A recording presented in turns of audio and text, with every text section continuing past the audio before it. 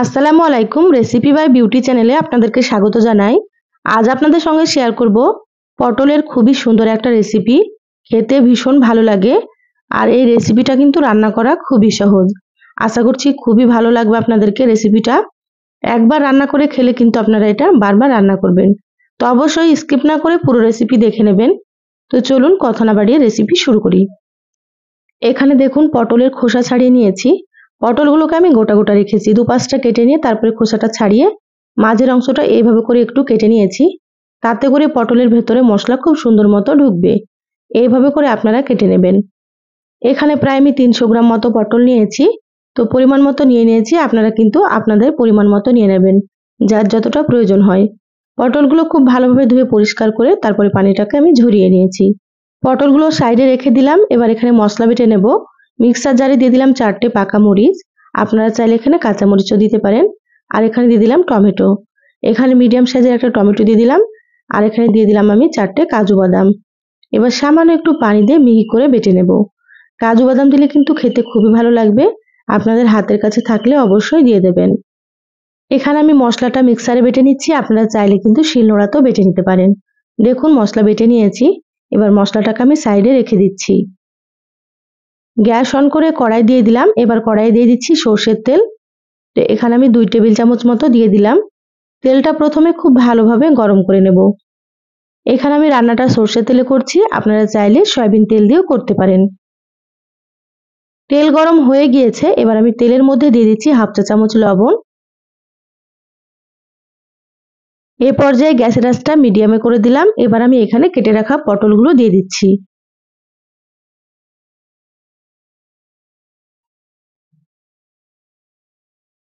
সম্পূর্ণ পটলগুলো দিয়ে দিলাম। এবার গ্যাসের আঁচ মিডিয়ামে রেখে পটলগুলো নেড়েচেড়ে খুব ভালোভাবে লালচে করে ভেজে নেব।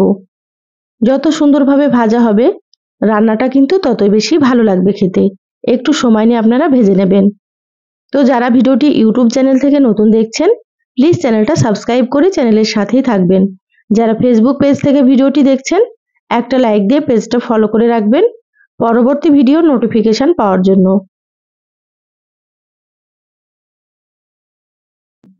দেখুন পটলের কালার কিন্তু অনেকটাই চেঞ্জ হয়ে গিয়েছে, আপনারা হয়তো দেখেই বুঝতে পারছেন।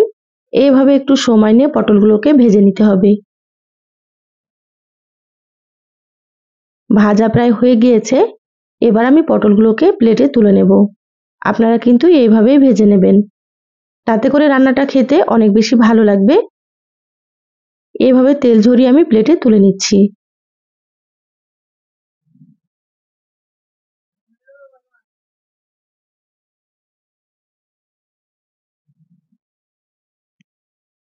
সম্পূর্ণ পটলগুলো তুলে নিলাম। এবার ওই তেলের মধ্যে দিয়ে দিলাম 1/2 চা চামচ গোটা জিরা। জিরা দিলে কিন্তু ফ্লেভারটা খুবই ভালো লাগে। জিরাগুলো আমি একটু লালচে করে ভেজে নিয়েছি। এবার দিয়ে দিচ্ছি পেঁয়াজ কুচি। তো এখানে আমি মিডিয়াম সাইজের একটা পেঁয়াজ কুচি করে নিয়েছি সরু সরু করে। এবার পেঁয়াজগুলোকে নেড়েচেড়ে লালচে করে ভেজে নেব। একটু সময় নিয়ে পেঁয়াজগুলোকে ভেজে নিতে হবে।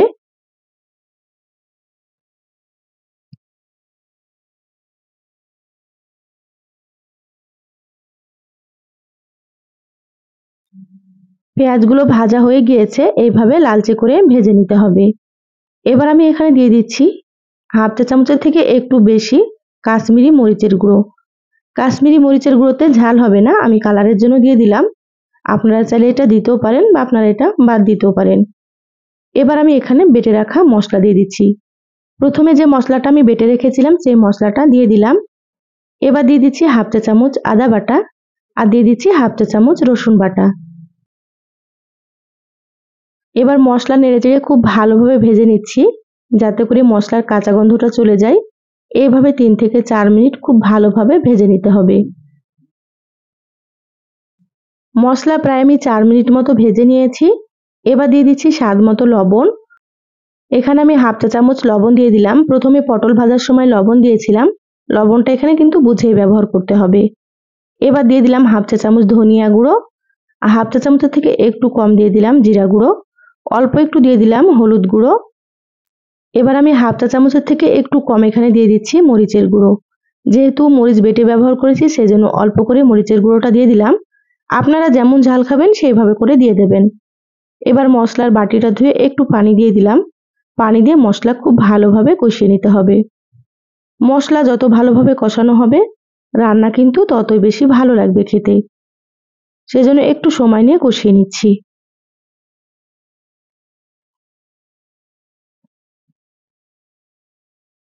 প্রায় 5 মিনিট মতো মশলা আমি কষিয়ে নিয়েছি। এবার আমি এখানে দিয়ে দিচ্ছি 2 টেবিল চামচ মতো টক দই। টক দই দিলে রেসিপিটা খেতে খুবই সুন্দর হবে। অবশ্যই আপনারা কিন্তু টক দই দিয়ে দেবেন। এবার নেড়েচেড়ে খুব ভালোভাবে আবারও কিছুক্ষণ কষিয়ে নিতে হবে।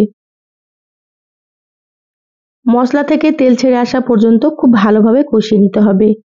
টক দইয়ের বাটিটা ধুয়ে আবারও একটু পানি দিয়ে দিলাম।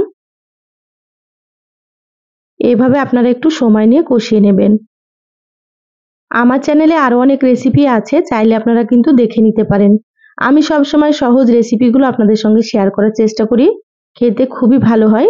আপনারাও একবার রান্না করে খেয়ে কমেন্ট করে জানাবেন আপনাদেরকে কেমন লেগেছে। দেখুন মশলা খুব ভালো মতো কষানো হয়ে গিয়েছে। এবার আমি এখানে দিয়ে দিলাম ভেজে রাখা পটলগুলো। পটলগুলো দিয়ে আবারও 2 থেকে 3 মিনিট মতো কষিয়ে নেব।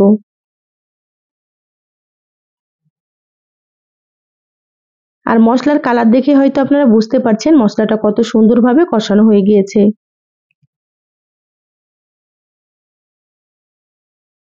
পটল দিয়ে 3 মিনিট মতো কষিয়ে নিলাম। এবার আমি এখানে দিয়ে দিচ্ছি 1 কাপ পরিমাণে পানি। পানি দিয়ে খুব ভালোভাবে মিশিয়ে নেব। এই রান্নাটা খুব বেশি ঝোল হবে না, হালকা একটু গ্রেভি থাকবে। সেজন্য কিন্তু পানির পরিমাণ খুব বেশি লাগবে না। 1 কাপ পরিমাণে দিলেই হয়ে যাবে। এবার ঢাকা দিয়ে রান্না করে নেব মিডিয়াম আঁচে 10 মিনিট।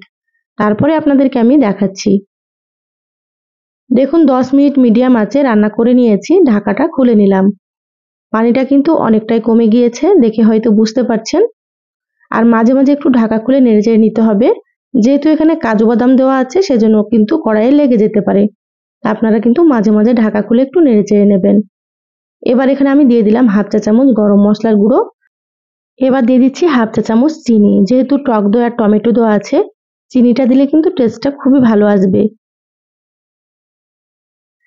এবার আমি এখানে দিয়ে দিচ্ছি 1 চামচ মতো ঘি। এবার একসাথে নেড়েচেড়ে খুব ভালোভাবে মিশিয়ে নেব। পটলের রেসিপি তো আপনারা অনেক রকম খেয়েছেন, তো এই রেসিপিটা একবার রান্না করে খেয়ে দেখবেন।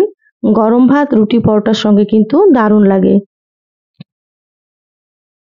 দেখুন মশলা ঘি খুব সুন্দর মতো নেড়েচেড়ে মিশিয়ে নিয়েছি। রান্না হয়ে গিয়েছে। এবার আমি গ্যাস বন্ধ করে দিচ্ছি। ঢাকা দিয়ে 5 মিনিট রেখে দেব, তারপরে আপনাদেরকে দেখাচ্ছি। দেখুন 5 মিনিট পর আমি বলে ঢেলে নিয়েছি। আর রান্নার কালারটা দেখে হয়তো বুঝতে পারছেন কতটা সুন্দর হয়েছে। মাশাআল্লাহ, খেতে ভীষণ ভালো লাগে। একবার এইভাবে পটল রান্না করে আপনারা খেয়ে দেখবেন। রেসিপিটা কেমন লাগলো চ্যানেলের কমেন্ট বক্সে কমেন্ট করে জানাবেন। ভালো লাগলে একটা লাইক দিয়ে ভিডিওটা শেয়ার করে দিবেন। সবাই অনেক বেশি ভালো থাকবেন, সুস্থ থাকবেন। ধন্যবাদ সবাইকে। আল্লাহ হাফেজ।